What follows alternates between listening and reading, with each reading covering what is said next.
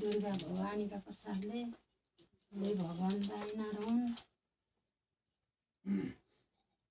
आयु दृढ सुते श्रीराम दशरथे शत्रु छयाङ्ग गवे ऐश्वर्य लौके घटिष्ठ पाउने मानन्त दुर्योधने सूर्यो शान्त बले बलम हलदले सत्यन्ति कुन्ती सुते सुज्ञानी विदुरी भवति भवतां प्रीतिश्च नारायणी जयन्ती मङ्गलकाली भद्रकाली कपालिनी दुर्गा क्षमा शिवदात्री सदा सदा नमस्तुते।